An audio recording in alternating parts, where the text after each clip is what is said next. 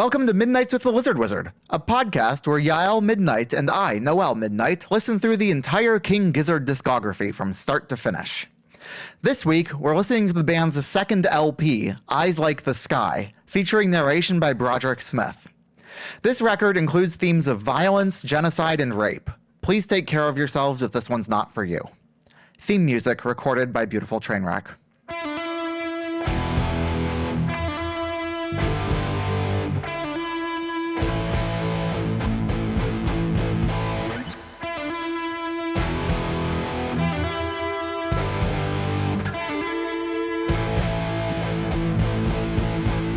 And we're back. Hey, Yael. Hey, Noel. Okay, so this week we had the second LP from King Gizzard and the Lizard Wizard, Eyes Like the Sky. That's right. We got some spaghetti Western music. God damn. So, Noel, tell me what you thought of this album. I mean, I haven't really been able to keep a secret of what I thought about this record since the first time I heard it, which is that I think this shit fucking slaps. Yeah, you have been really champing at the bit to talk about this record. It has been definitely the hardest one yet for you to stay quiet. Yeah, because it just fucks. It's so good. It's great all the way through. It is nearly a perfect record, at least from a musical side. It is everything that I wanted it to be. And I don't want to say at this level, I don't want to say, oh, it's perfect on the lyrical side, because we haven't dove into that yet. And also I want to recognize that, like, we are white people talking about white people making music about Native Americans, and like that's we could get into some real trouble there. Yeah. So they could get into some real trouble there. I think we could all get into real trouble here. So I want to just take a minute and acknowledge that we are on the unceded lands. That's a bad joke. The unceded tribal lands of the Duwamish. Yeah, but I was going for a joke there about how we're going to get in trouble and then being performatively woke to cover up for that. And then you were performatively woke. And then I realized that doing that's actually not a funny joke, and actually is more likely to get me in trouble. Yeah, it's way more problematic. Yeah, so I shouldn't do that. I'm going to leave it in the show. Yeah, because of course. I think accountability is important. Again, performatively woke. Well, see, you brought it way back right around to funny. I hope so. If not, then I'm getting canceled too. And that's where we put in the theme music. Oh wait, no, we don't do midstream theme music on this show. No, we already did it right at the start. God damn it. They've already heard the theme music. Anyway, if you want to hear a show where I do midstream theme music, listen to Idle Curiosities, my search-driven podcast with Liz Mulholland. Anyway. All right, so now that the bits are done. What did you think of the record? I have such mixed feelings about this record. Now, do the mixed feelings come from the whole package, or just from the lyrics, just from the story, or what do you mixed about? So I would say that, broadly speaking, I loved the music. And as a woman, everything you say is broadly speaking. Haha. Broadly speaking, I loved the music, with a couple of exceptions, I would say. I think that thematically the music was great, although occasionally a little cliche. I think the word you're looking for is melodramatic. Although, self-aware, I think, cliche. Lyrically, I thought that there were some cool things, but overall, really problematic. Like, really problematic. Interesting. And I have trouble listening to this record because there are a couple of lines that, when narrated, they make me uncomfortable. So we should probably tell the listeners more about what this album actually sounds like, because while we encourage you to listen to all the music before you listen to our show, for some of you, you might have not listened to Eyes Like the Sky, or it might be a while since you've listened to Eyes Like the Sky. So, Noel, tell us what they're trying to do on Eyes Like the Sky. I mean, if you listen to the last record, there's some similarities to whatever the fuck that song was called. Sam Cherry's Last Shot? Yeah, there are some similarities to Sam Cherry's Last Shot, where like it's a lot of the spaghetti western instrumentals, lots of like reverby guitars, tremolo guitars, and some like cool funky harmonica shit. But tell us what the album is as a package. Sure, the album as a package is telling the story of this little white kid whose family gets murdered, and then he gets adopted by a Yavapai family, Yavapai, yes. and then the white people come in and kill the Yavapai family, but keep him because they can tell that he's a white kid, and then basically he becomes this murderous, rampaging guy who kills like unjust white men in the name of true love. No, I don't know. That's a stretch. I don't want to say That it's in the is name of true definitely a love. stretch. But like, if I were making a movie of it, that's the storyline that I would play up, just because it plays well on screen. Okay, but that's not what it is. But that's not what that's it not is. even a little bit what it is. So I'll let you finish. Okay, so we have a story of a raid by a group of Yavapai and or Apache warriors on a group of colonists. They I actually already have a question for you. yes. At one point in one of the songs, Broderick Smith, who narrates the record, And is the father of Ambi, Kenny Smith, one of the members of the band. yeah. So at one point, Broderick Smith refers to somebody as being Yavapai Apache. Yes. Is that a thing, or are they two distinct separate groups? So I've actually done a lot of research on this over the last 2 weeks, which I think is probably why you're asking me this question. You knew I would have done that research. I did assume that you, of all people, would have done the research so that I don't have to. Yes. So there is a federally recognized band of Native Americans called the Yavapai Apache. Okay. That group is a grouping of a couple of different cultures of Native Americans, one of which is the Yavapai and one of which is the Western Apache. There are similarities between these cultures, but they speak different languages, and they have historically considered themselves to be separate groupings. White people historically considered the Yavapai to be a grouping under the Apache. Okay. And so when this would have been taking place, this kind of story around the time of the Civil War, any white Americans that would have come across them would have considered everybody involved Apache. Okay. So you're saying that even just starting from the point of calling them Yavapai is maybe a hint at the right direction? It might be. It doesn't seem like Broderick Smith is particularly concerned with the difference between the Yavapai and the Apache either. But there is a current modern group of people that are known as the Yavapai Apache. And historically, they are related groups of people, especially in the context of their dealings with white people. Okay. So some Yavapai warriors kidnap the young white son of a group of colonists that they come across, that they kill in a raid. They raise this young boy. Who throughout the record is referred to by a few different names, but primarily Eyes Like the Sky. Primarily the names Blue and Eyes Like the Sky, both with their origin in the color of the kid's eyes.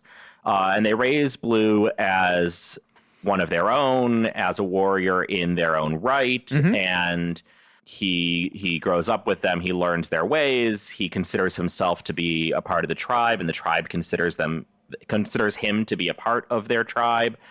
And then when missionaries come, they kill off a bunch of the Native Americans, but they spare him because he's white.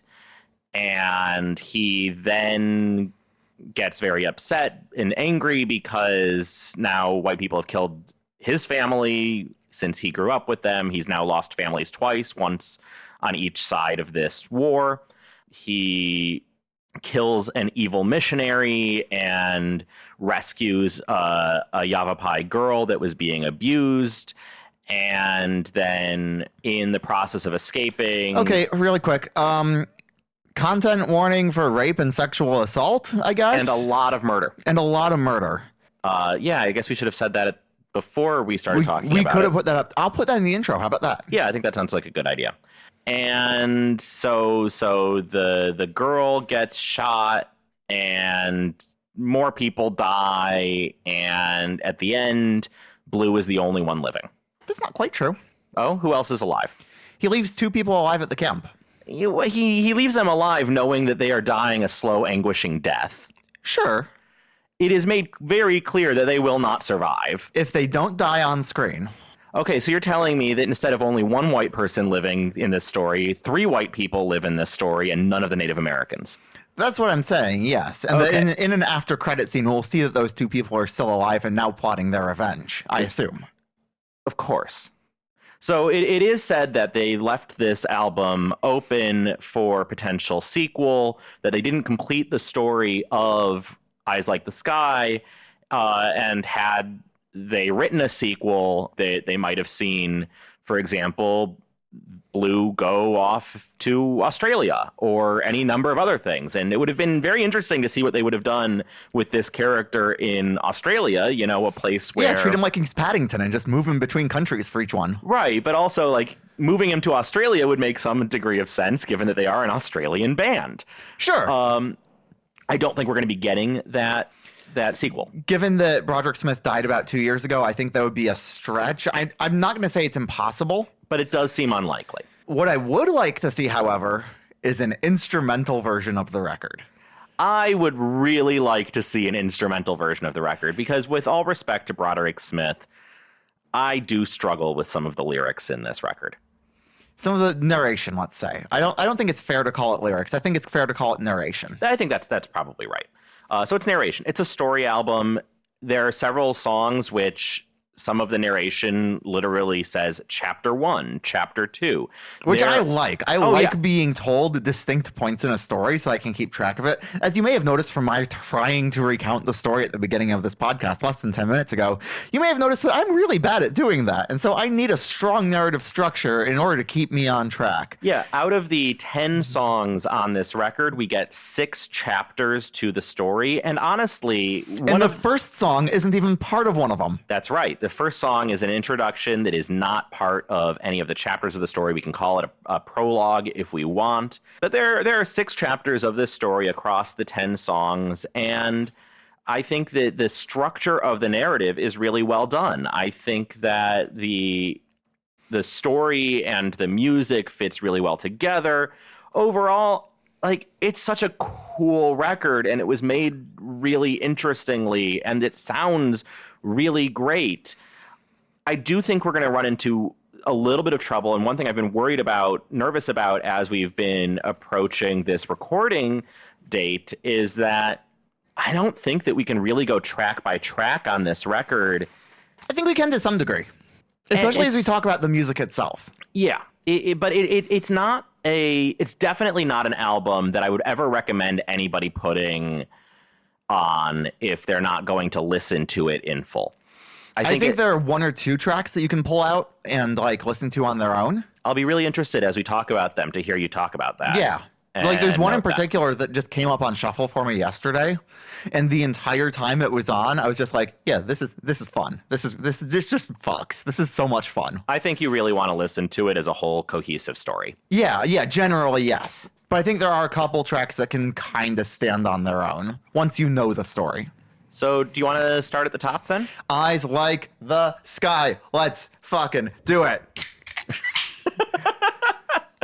So we are going to be starting off with the title track, Eyes Like the Sky. This is our prologue, and we come in with like a thunder crack right at the start. Oh, yeah. They immediately score it so you know you're in a Western right away. Like we're in a movie. They go, da-da-da, Bum, bum. And it's cool. Like we're immediately in a soundtrack. We're immediately in a Western movie. Like if you like the Westerns, guitars feel like brass at times. It's great scene setting. It just makes you feel like, oh, this is the world and we're already in it, because it's using this established language to say, here's where we are. Right. If you like Westerns, if you love that very stereotypical Western sound, Western motif, if that the images of the deserts and the prairies of the Western United States, call to you, you're going to love this. Yeah, like if you hear these opening notes and don't see Yosemite Sam standing there with his guns out, you've done something wrong. Okay, well, and I did something wrong because I was not thinking of Looney Tunes at any point in time during listening to this. Whereas I was not thinking about Looney Tunes at any point in time during this. So, neither of us were thinking about it. No. You weren't not. I weren't not. Okay. Okay. Noel. I'm going to print up a t-shirt that just says I weren't not.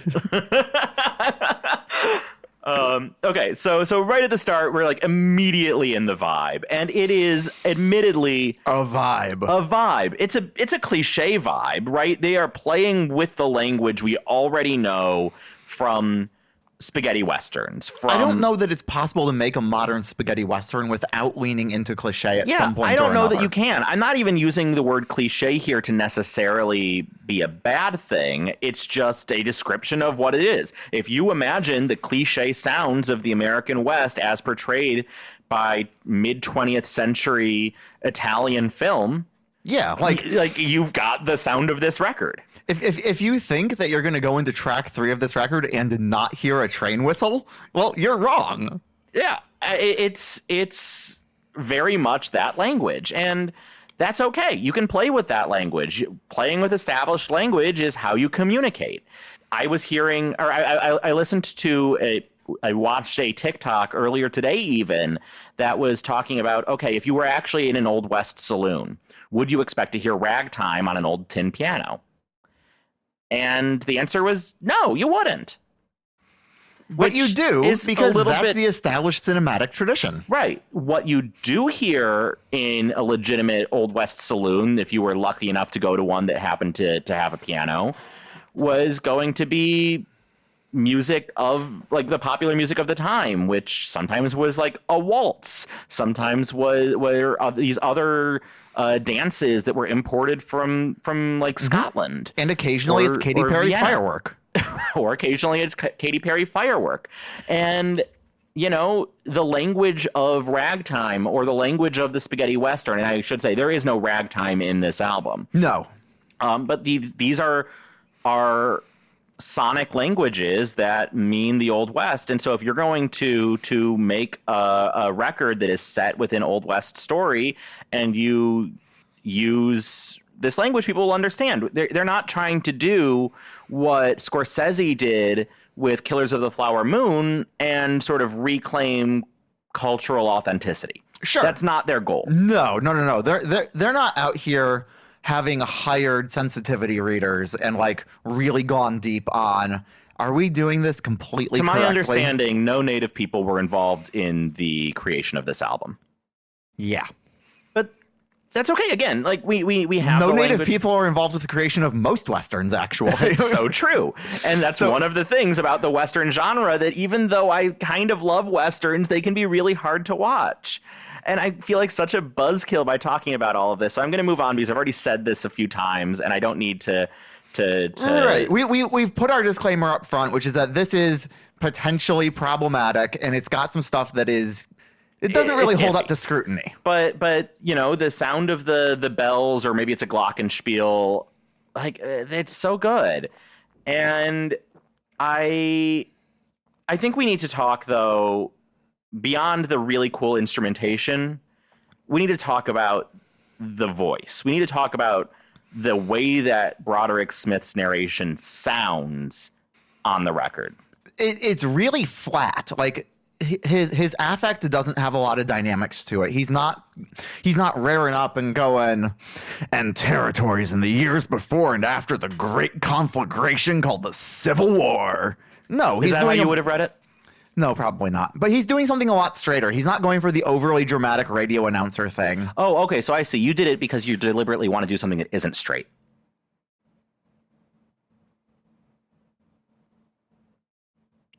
That's a gay joke, y'all. I was going to make a joke earlier when you mentioned ragtime, saying that I don't really know anything about ragtime because I'm a trans woman. Oh, we are going to be scaring away every member of our very tiny audience I with hope this so. episode. Did you see how Broderick Smith recorded the narration for this? I did not. Broderick Smith recorded all of the narration on a mic into his computer, sent it to the band, who thought, this doesn't sound very good. Like, just sonically, it sounds like it was recorded into a cheap computer microphone. And so they played it through a guitar amp and then recorded it straight from the guitar amp. To give it that like warmth and like buzzy like Right. tube sound. Yeah. Right. And it ends up leading to a sound on the entire album where the instruments are kind of clean for a good chunk of it, but the narration is really lo-fi. Yeah, and it feels like it's coming over a radio. And honestly, there were times when I was listening to this album and I thought that was really cool. And there are times when I thought it was kind of distracting. I never noticed it after like getting used to it at the beginning.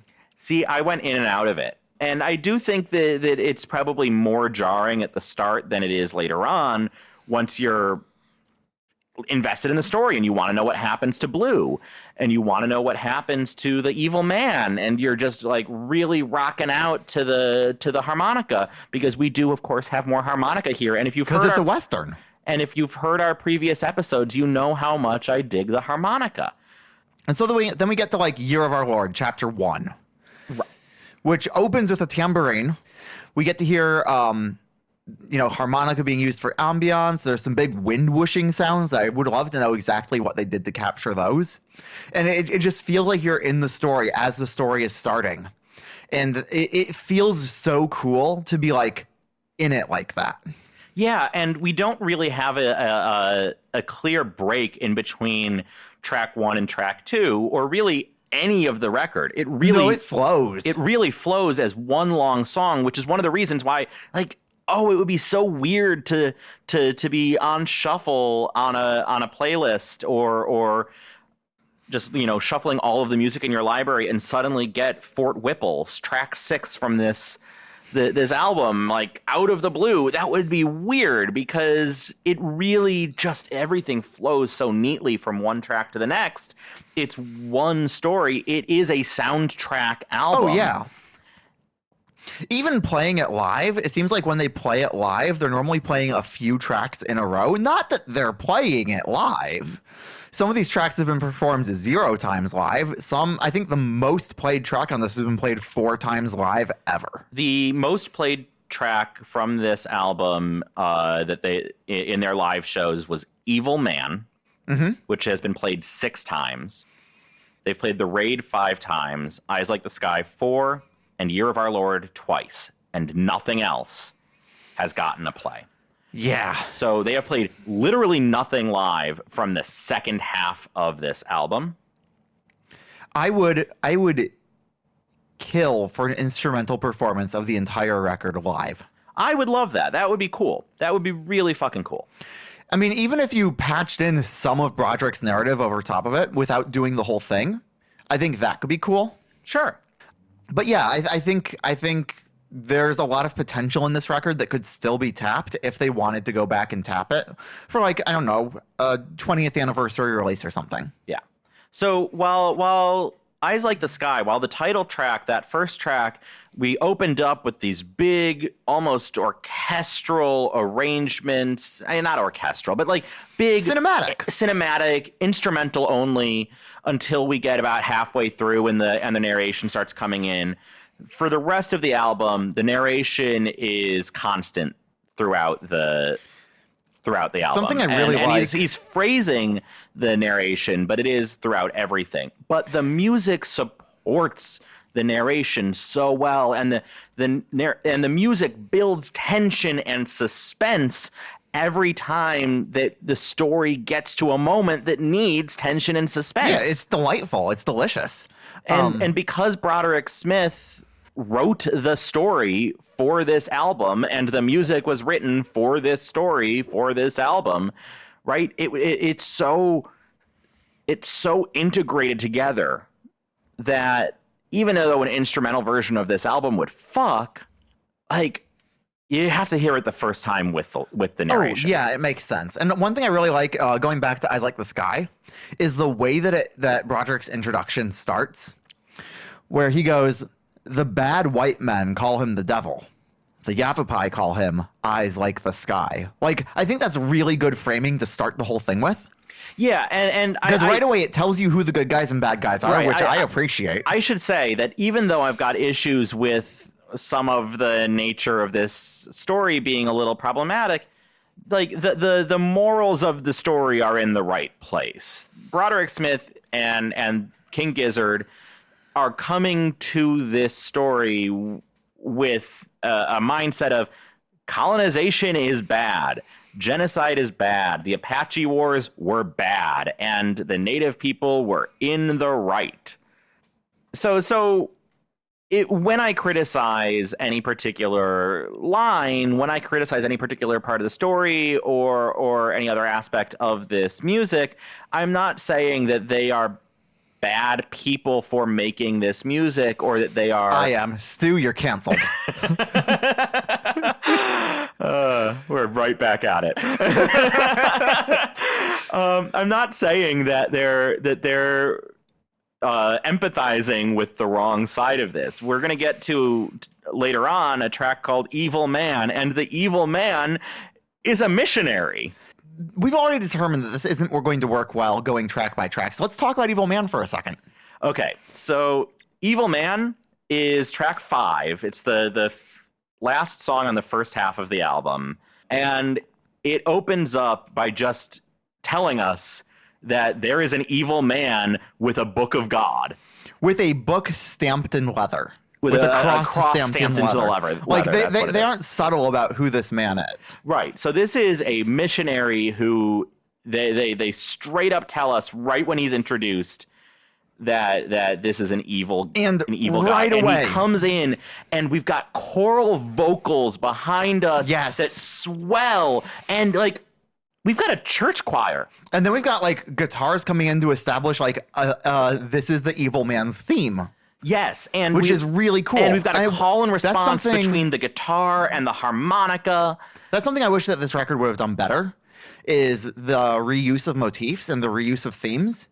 I think on a larger scale, like if you were scoring this as a movie, we'd have heard this introduction to the evil man as a theme, and then later on, like back in the Godman's Goat Lust in chapter 4, I think we'd hear that theme come back really distinctly. So we actually get, it's not quite a leitmotif in the same that in the sense that it's a theme, in the sense that it's like a particular melody or a particular instrumentation that gets used again and again, but we do have one really, really awesome theme or motif. I don't know what the technical term is for this. I did not go to music school.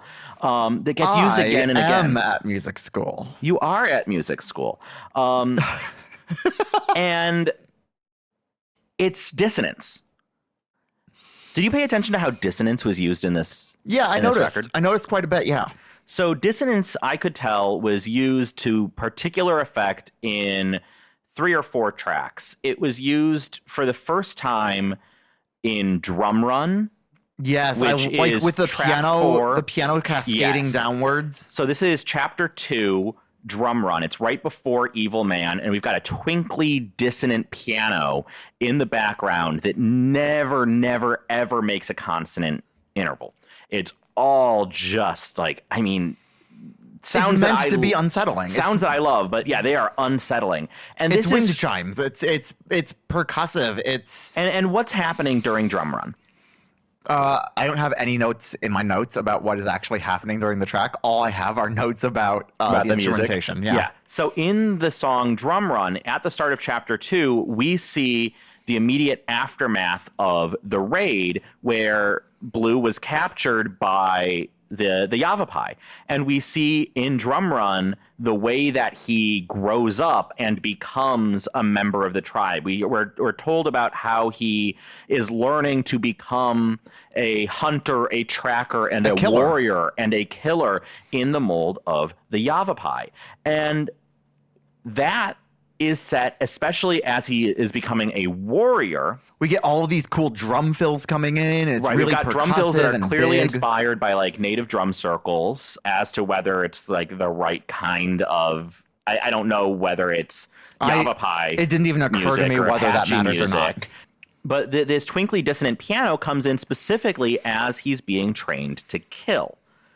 And then the next time we see this, or the next time we hear this dissonance, it's not necessarily in a twinkly piano anymore, but we get dissonance again in chapter 4 with the God man's goat lust, which kind of opens with a detuned piano. Right. We the first half of the God man's goat lust, which is chapter 4, is incredibly dissonant. And what's happening here is we start off with the God man, this evil man, this missionary, brutally raping a young Yavapai girl over an altar. Again, with a gun to her head. With a gun to her head so that she has to take it. This is not a subtle record. No. There is no subtlety here. As a friend of mine likes to say, I know artists who use subtlety, and they are cowards.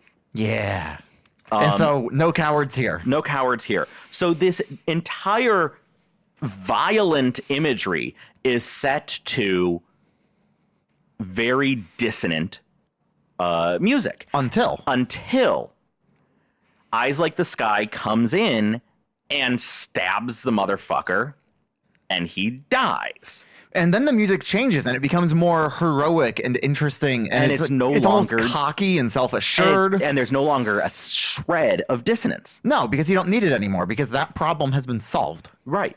And by sticking a fucking blade through his goddamn neck. And when do we get dissonance again? We get it one more time in this album. We get it in track 9, chapter 6, Dust in the Wind. Mm-hmm. When Eyes Like the Sky needs to find and kill, track and kill the men that have just shot the girl he saved. So the dissonance only happens throughout this record every time Eyes Like the Sky is getting ready to be violent. Which is cool as shit. And then the violence happens and the dissonance disappears. There's a really cool line here in Dust in the Wind where he's talking about looking at the people who have just killed this girl that he has saved. She gets shot off of the horse while they're running away. And he's looking at these people who have just killed the girl that he saved. And there's this comment of, he knew death was going to walk on these shooters, which is just... I mean, that's a great line. Come on. I'll admit it. That's a great line. And it's not the only great line in this track. No, there's another really good one in this. There are a bunch of really great lines in here. And unfortunately, some of the lines that I think go the hardest are also some of the ones that I think are the most problematic. In chapter 3, track 6, we get the song Fort Whipple. And we get the line, the expression of someone who kills with compassion but not mercy. Which I think goes hardest. Right. Fuck. It's an awesome fucking line until you start to think about the way that it kind of represents the noble savage kind of imagery that is kind of gross. And even though the Yavapai are the heroes, well, the thing is, the Yavapai aren't the heroes of the story. Yael, I don't think that you paid attention when we watched Wicked. What did I miss when we watched Wicked? Life is painless when you're brainless. Don't overthink it.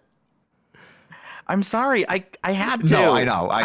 I think that like the noble savage problem, like you're telling a story about how we should not have colonized, or how the Americans, because they're not we here, but I mean, the Australians definitely colonized indigenous lands as well, certainly. But the Americans shouldn't have colonized the West and committed genocide and war against the people of the West. But we're caking it all in heavy layers of stereotype of the noble savage. In The Raid, in track 3, still back in chapter 1, when the Native Americans are killing the white people and taking Blue and making and kidnapping him into their tribe, we're told they were not after money. They were not after alcohol. They were after guns and young children to raise as their own. War had made it necessary to take child captives. The rest would be slaughtered. And oof, this is the lyric that makes it really hard for me to listen to this record in some ways. Interesting. Because they weren't after money and they weren't after alcohol. So we're going to directly reference two of the biggest stereotypes, the anti-Native American stereotypes that we have. By getting rid of them. Sure, they weren't after that, but they're kidnapping a child. Okay, I would prefer that they kidnap the child rather than slaughter the child. Sure, but in American history, in also Canadian history, and I believe also Australian history, you know what happened to Native American children? I genuinely don't. They were kidnapped by white settlers and made to only speak English, forget their native languages, put into boarding schools or residential schools.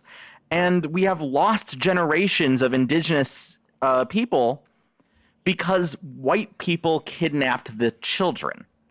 Sure. And in researching for this recording, I found one story of Native American people, and it was actually the Yavapai kidnapping a white child after slaughtering the family.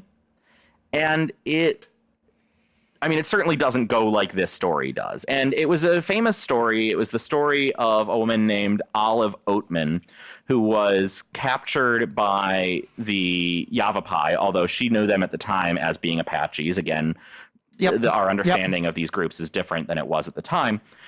And then taken as a slave and later traded to the Mojave people, who seemed to treat her actually reasonably well. And then eventually she left with some white traders and lived a life as a white person in American society, despite having a native tattoo that had been given to her during her time in the Mojave. And she really didn't like talking all that much about what happened to her after she had kind of been made to go through kind of like a freak show. Sure. So like, did this happen? Did this kind of thing happen at least one time, I guess? And obviously this is a fictional narrative, but I don't know. It just, it really struck me as we are playing into or talking about these stereotypes of this group of people while playing cliche music, which again fits the style that they're going for, but I'm not getting enough subversion of it just by you telling me that the white guys are the evil ones and the native ones are the good ones. That's not enough, I think, to subvert the problematic aspects of it, when the problematic aspects of it are what the music and story are made of. That's my read. I disagree with you almost completely. Okay. That's good. I'd rather view it your way. Okay. I don't like that line. I hear that narration. They were not after money. They were not after alcohol. Not as saying, and how dare you think that they were after these things, as, no, these ones, they were after the white children. See, what I'm hearing there is they are in an act of desperation doing what they can to survive. That's what I'm hearing. Okay, how is taking this young kid an act of desperation what they need to survive? They're taking a baby. Rather than killing a child, they're giving a child a second chance at life.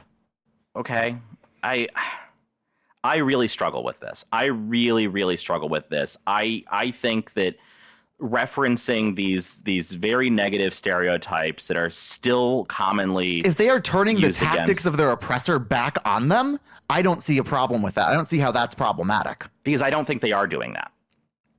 But you just said that that's what the white people did to them. Oh, okay. In that sense, I'm talking about the lines about money and alcohol.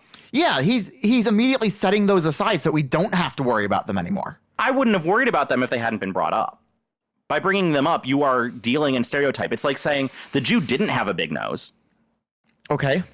And if I was listening to a song and I heard the Jew didn't have a big nose as the lyric in the song, I would be pretty offended. Okay. And that's kind of where I'm coming from, is that feels gross to me. Okay. The music, again, I don't want to dwell on this too much longer because we are not in the position to actually be making any statements on this at all. Okay. Okay. Heard. The music is cool. Like, the music on the entire record, it's just awesome. Yeah, the music's great. What I really liked when they introduced the God Man and Evil Man, it kind of feels like the introduction to Scrooge in Muppet Christmas Carol, where it's this big percussive thing where, like, you can feel the footfalls and you can feel the presence building up. And that I loved. I loved all of the moments where you feel presence being built, which was pretty frequent in the record. Every time they introduce a major male character, that happens. Oh, absolutely. And it's just so much fun. There are lyrics on the record that I will admit are sketchy, even from my perspective. In Dust in the Wind, right after he introduces chapter 6, he says, "There is one thing a white man should never do, and that is move towards an Apache, because you will never get there." Right. Which I hear that and I'm like, that feels like a very white thing to say. Right. That's kind of my argument, is that throughout this entire record, I'm getting that vibe. Sure. And I just wish that I didn't. And I guess I'm grading on a curve. Like, I'm grading it from the perspective of, yes, this is not necessarily a story that was theirs to tell in the first place. It's not necessarily a setting that they should be in. It's not necessarily something that should have been done without, domain expertise. Right. But that's why it's hard for me to listen to this record. Sure. But, like, I'm taking all of that and I'm going, okay, let's approach it within that context. Yeah, it's still hard for me to listen to this record. I can't do away with that. And again, it sounds super cool. And the music supports the narrative so well, and the use of dissonance for the hero of the story, and a church choir that is all consonant and beautiful for the bad guy. Like, I think that's great. It's awesome. It's so good. Yeah. Give me so much of that injected into my veins. Can we talk about some of the sonic elements of the Killing Ground? Yes. The Killing Ground I found really interesting because... So this is track 8, chapter 5? Track 8, chapter 5, The Killing Ground. First of all, it's a waltz. At least that's what I clocked. Okay. It's in 3/4. I didn't notice that it was in 3/4. Yeah, and it's telling of white men killing other white men while being disguised as Apache.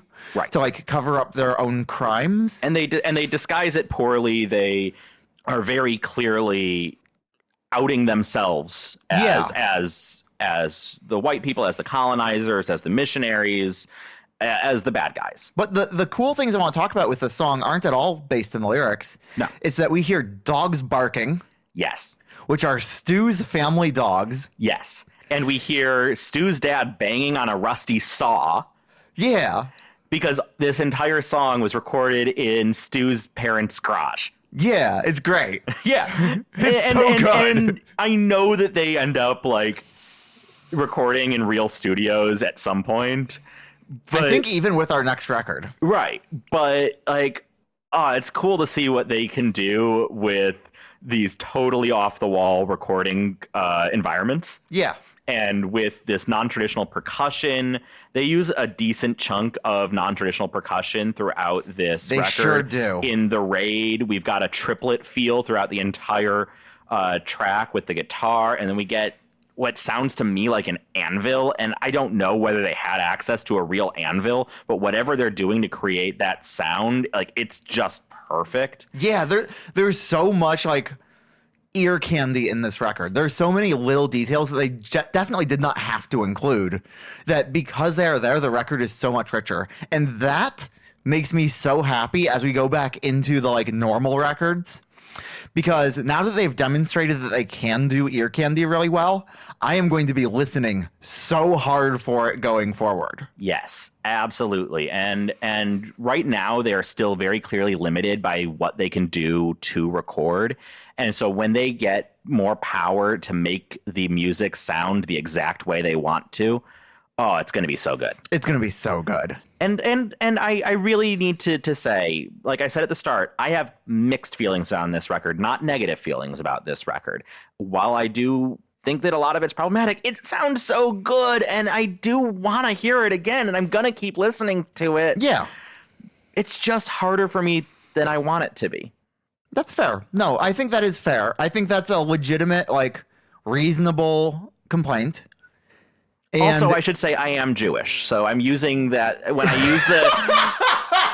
use the Jewish nose thing as an example. I need you, dear listener, to understand that I am talking about myself. God, that would have been so problematic if you weren't. Right. That's what I'm saying.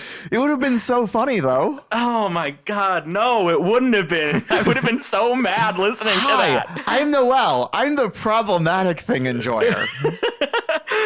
If you can't tell from I think we can sit down and we can blame this on my parents. See, I grew up very evangelical Christian. Everything that I grew up with was problematic, and I still enjoy a lot of the stuff that I grew up with. So in my mind, it's okay to enjoy problematic things because, hey, it's just how the world is. It's what you're born into, you know?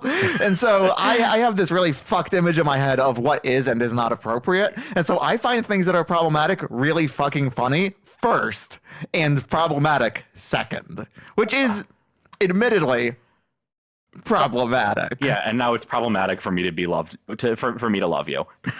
No, it is problematic for you to be loved by me. I know. Yeah. So many reasons. We're past 45 minutes. Yeah, and honestly, I don't have that much more to say. Then let's move on. So Noel, tell me what you've been listening to these last 2 weeks. It's disingenuous to say I've been listening to it for the past few weeks because it just came out today. And that is, there is a new Mountain Goats record, and it's fucking cool. It's the best scoring and instrumentation that the Mountain Goats have maybe ever done outside of Goths. It's this really big, like, telling a story concept record where he envisioned it as being like a stage musical. And so he's traded in a lot of the acoustic guitars that we know for string parts and French horns. It's still John's, like, distinctive lyrical style. It's still very John Mountain Goats. Darnielle. I mean, after all, he names songs after places. Yeah, like there's gonna be songs with proper nouns in them. The fucking title of the album is insufferable. I don't remember it, but I know it has the name of someone named Peter Balkan in it. Yeah, it's like 7 words long. Yeah, it's great. And this record, of course, features his close personal friend Lin-Manuel Miranda doing background vocals only. What a weird record, but it was really cool. It's really cool. It sounds great. There's this great sonic landscape that's been built for it. It features the Mountain Goats' first ever instrumental track on one of their studio records. I have to clarify because they have done instrumental tracks before for the deluxe edition of Goths, but this is the first time we've seen one on a record, and it's the opening track. It's an overture, and it just fills me with joy. So that's what I'm excited about today. That's what I'm listening to today. Is I only listen to the Mountain Goats. Love that. I've been listening to a bunch of different stuff over the last couple of weeks. It really started out being a Tom Waits week for me last week. I was listening to just a ton of Tom Waits music, old why Tom were Waits you music. listening to Tom Waits music? Honestly, at this point, I can't remember. Oh, that's right. Okay. I was listening to Tom Waits music because through some conversation that I was having, noted Christmas hater Yael Midnight, happened to mention that I do, in fact, have one Christmas song that I unironically enjoy, and that is Tom Waits' song, Christmas Card from a Hooker in Minneapolis. Which is a great song, Which is the Christmas enjoyer. Which is a fucking awesome song. You're also a Minneapolis enjoyer. I am a Minneapolis enjoyer. I think it's a great underrated city. The now canceled comedian Chris Hardwick once described Minneapolis as being the city that you land in, and you go, oh, why doesn't everyone move here? And then winter hits. See, that's what I feel about Seattle. See, I am not a notable Christmas enjoyer, and my only experience in Minneapolis, well, I'll just say was complicated. We might end up getting to that story on this podcast at some point, but it's neither here or there nor there for right now. But I am a notable hooker enjoyer. Yes, of course. I believe we're supposed to call them sex workers now. I say performatively wokely.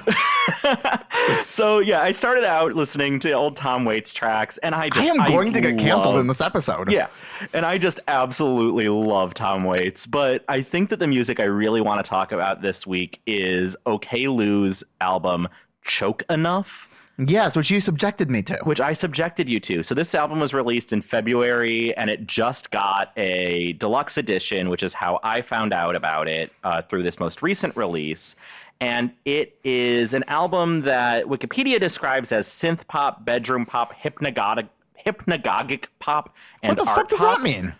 I have absolutely no idea. Hypnagogic? I've never heard that word in my life. It is apparently pop or psychedelic music that evokes cultural memory and nostalgia for the popular entertainment of the past. But you know what this album is? What? It's none of that shit. This album is just slow hyperpop. So depressive pop. It's depressed hyperpop. Yeah. Yeah. Yeah. And it's fucking awesome. It's hyperpop after you've given it Ritalin. And it's got features from Underscores, which is, I think, the connection, almost certainly the connection that I found them through because I'm a big, big fan of Underscores record. Can you explain Underscores for just a second?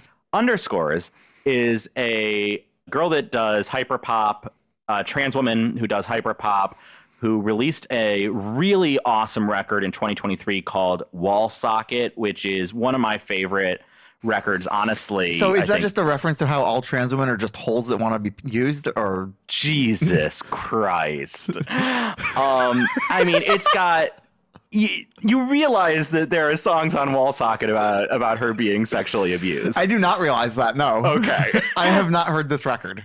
You have, I know, heard the song about it where she talks about that. Which song is that? Johnny, Johnny, Johnny. Oh, all I've heard about Johnny, Johnny, Johnny is the chorus, which is real hooky. It is. It's a great record. Anyway, you should all listen to Wall Socket by Underscores. But Underscores does appear on Choke Enough by OK Lou, and it's such a cool album. And I've never heard hyperpop that sounds like this, which is probably why Wikipedia doesn't list it as a hyperpop record, but it is.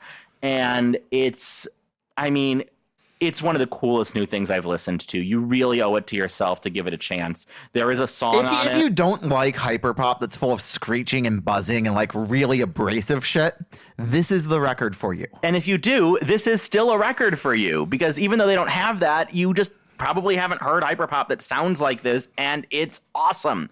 Although it is full of ridiculous hyperpop kinds of things, like a track where the entire track title is an emoticon that I simply cannot describe in the format of this podcast, but is pronounced sniff. Oh, no, you're going to have to look up the record. What a pity. Yes, I mean, you owe it to yourself even just to look that up so you can go, oh my God, really? God fucking damn it. Yeah. But it's so cool. Really, just listen to it. I mean, I can't describe it. You just have to listen. So yeah, that's what I've been listening to. What are we listening to next time? I don't remember what it's called. Oh. I was trying to Google it so I'd be prepared for that question, but you got me beat you early. to it. Next time we are listening to the third studio album from King Gizzard and the Lizard Wizard. That is Float Along, Fill Your Lungs. And I can be forgiven for not remembering that title because it's a clunky fucking title. It is a clunky title. It is a 2013 album, and it is listed on Wikipedia as psychedelic rock, garage rock, and raga rock. So I'm expecting some sitars. As a matter of fact, I'm expecting 2 members of the band to play sitar. Hell yeah. So we're expecting a lot of sitars, and I don't remember exactly where I saw this, but apparently before King Gizzard took their music off of Spotify, a track from Float Along, Fill Your Lungs was the most played track from their entire body of work, although I certainly could be wrong about that. I don't remember for sure. So if I just said something totally wrong. I know that this is a beloved record that we're coming into. I know that it's one that people talk about, like the hardcore, like The Gizheads. The Gizheads like know this record. It's one of those where we're finally solidly into the era of King Gizzard that people know about. Yeah, and I'm looking forward to that. I know that from what I've heard, the real Gizverse begins with I'm in Your Mind Fuzz, which is not our next album, Float Along, Feel Your Lungs, or the album after that, Oddments, but is the album after that. So we're getting there. We're getting there. We're getting there. We're making our way through this long, long, long project that we've got ahead of us. We are going to get to skip over fewer and fewer King Gizzard songs that come up on shuffle for us. Yeah, I'm excited. I think that this next record is going to be really interesting. I'm hoping it gives us a lot of fodder to talk about. Yeah, and especially given that it includes, I believe, their longest track to date. That's wild, and I am very excited, and I hope that I'll be talking less about the things that I don't like about this next one. That would be great. I would love that personally because this is a lighthearted comedy show. I think we had some humor in here. Sure, we had some humor, mostly at my expense, calling me, performatively woke and like setting me up to be canceled. I think that we both did a really good job of setting me up to be canceled. Well, it's okay because all of my humor is directed at you.